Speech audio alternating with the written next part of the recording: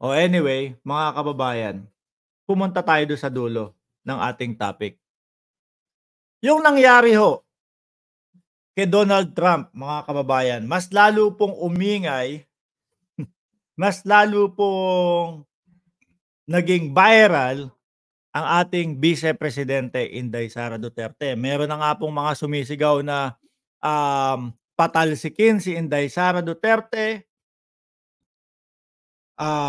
Yung ginawa ni Inday Sara Duterte na pagsasabi na siya yung ano daw, kakalimutan ko lagi yon, designated survivor, eh, banta daw.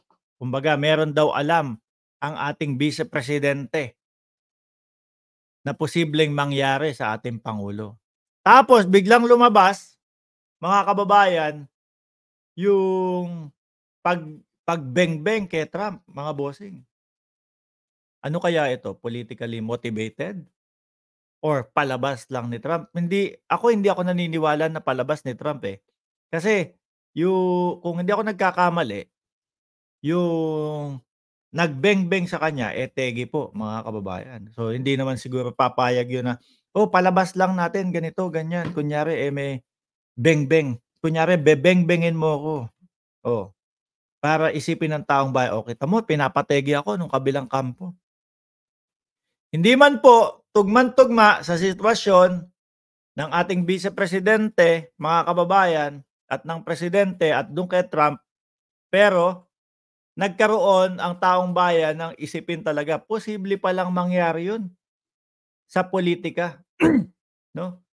Posible palang, nangyayari pala talaga yun, na ipapategi nila ang presidente para ano, makapalit sila, mga bossing. Tayo po, hindi natin sinasabi na direktahan na gano'n po yung gagawin nila, mga kababayan. Pero nagkakaroon po tayo ng mga iniisip o nagtutugma-tugma yung ating iniisip hanggang sa magkaroon tayo ng konklusyon, tama ba? O hanggang sa magkaroon tayo ng senaryo sa ating utak na, naku, meron silang mga issue dati na ipapategi si Asierto. Kasi kinalaban niya yung sila Michael Yang, merong mga ganito, ganyan, na itong dating Pangulong Duterte, eh, nagpapategi. Merong mga issue pong gano'n, eh, 'di umano, mga kababayan. Kaya mahuhubog natin sa isipan natin, mga bossing, na baka gawin talaga nila ito kay PBBM, tapos si Inday Sara Duterte na ang pumalit. Ano po? Hmm, lalo pang lumakas, lalo pang nag-viral si VP Sara.